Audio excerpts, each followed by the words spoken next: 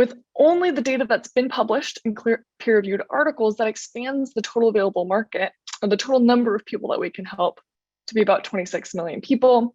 At our price point of $4.99, that's a $13 billion total available market with our first product alone, $2 billion in the US.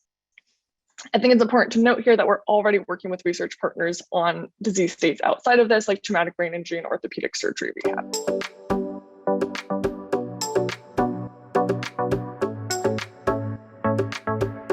Hi, everybody. My name is Sidney, Collin. I'm the CEO and the co-founder of Oro Devices. Our mission as a company is to help people with mobility disorders be able to walk safely, independently, and confidently. Now, it all started with a local veteran named Jack Brill, who is this amazing, intelligent man who happens to live with Parkinson's disease. The worst symptom that he experienced is the symptom called freezing of gait. It's one of the most common, one of the most debilitating symptoms of Parkinson's disease, medically defined as a sudden onset of immobility, but Jack will explain it as feeling like his feet are glued to the floor or stuck in a box of cement. What happens is that there's this lack of connection between the brain and the body, and it makes it so that no matter how hard he tries, he cannot take even one step. So that video that I just played was a video of him trying to walk across his living room floor. You can imagine how incredibly frustrating and debilitating this symptom is, but it's also a leading cause of falls for people with Parkinson's disease.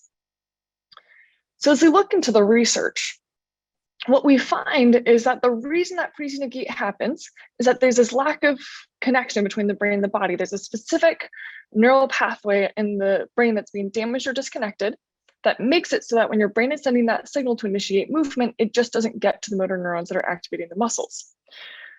But what we found is that we can actually use these external visual and auditory cues to activate goal-oriented neural pathways in the brain that allow you to reconnect the brain and the body, bypass that damaged neural circuit, and allow someone to restore mobility, to be able to start moving again.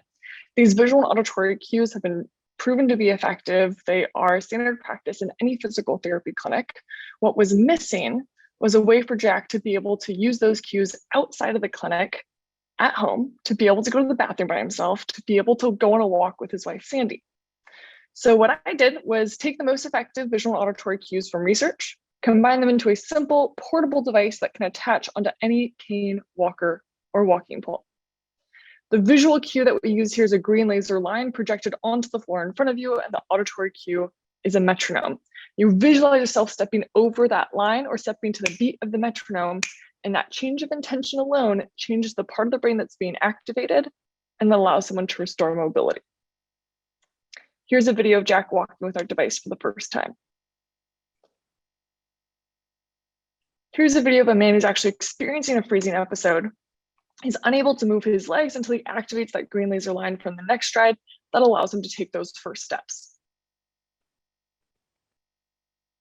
So as I mentioned, we know these cues are effective. There's over 75 peer-reviewed articles that have been published showing the efficacy in Parkinson's disease in reducing the duration of freezing episodes, the frequency of episodes from coming on, but most importantly, reducing falls by 40%.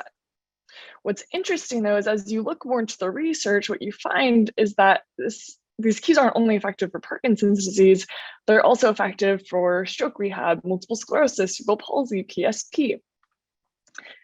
With only the data that's been published in peer-reviewed articles, that expands the total available market, or the total number of people that we can help, to be about 26 million people.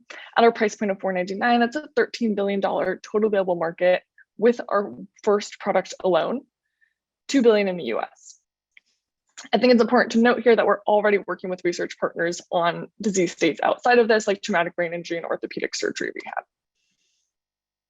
NexStride is the only device that can attach onto any cane, walker, or walking pole. It also has the effective variability of having both visual and auditory cues, and we allow someone to have complete control over when those cues are on or off with on-demand cueing. At this point, the company was started in late 2018. We've been around for about 3 years. Our product is on the market right now. We're selling in 7 countries, including the US.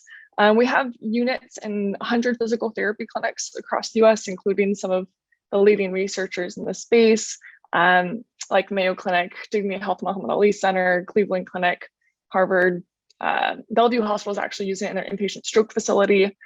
We are an approved vendor for the VA, so any veteran can get this device for free right now. And then we're covered by a Parkinson's association called the Parkinson's Wellness Fund. On the regulatory side, we are registered with the FDA. We have our CE mark. There's no regulatory hurdle that stops us from selling across all of the EU and all of the US today.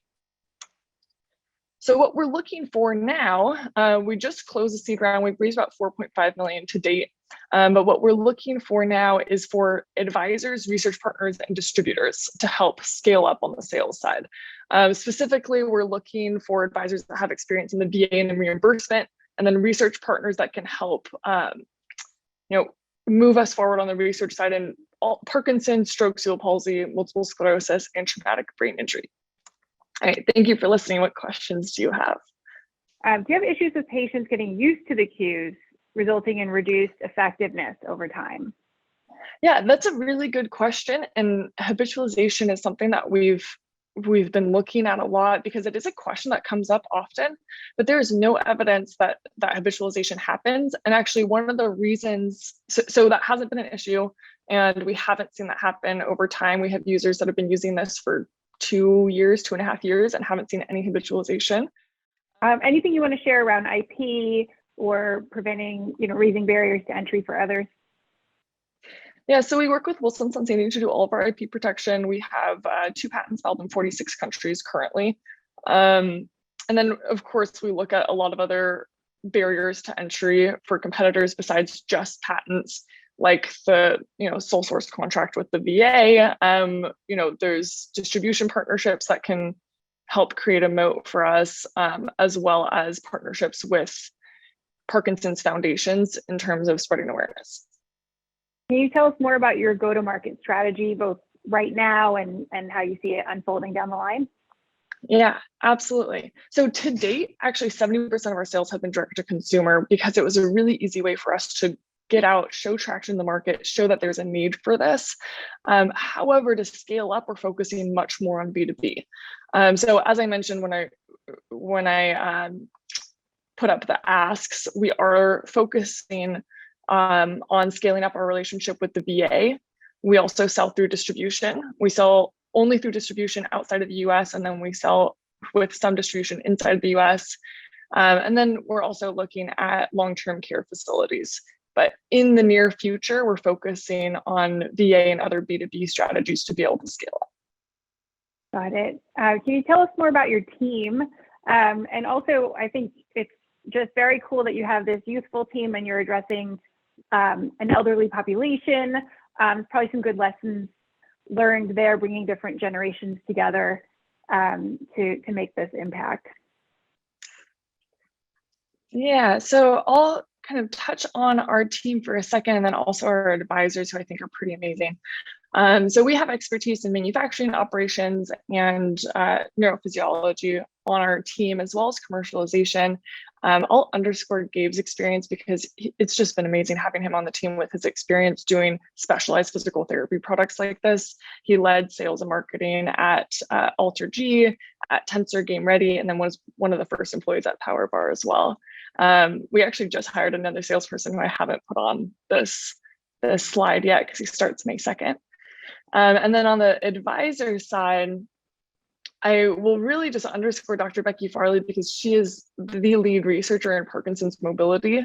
She's the chief scientific officer of an organization called Parkinson's Wellness and Recovery. And it has been just amazing having her on board, helping us kind of lead the research in that space.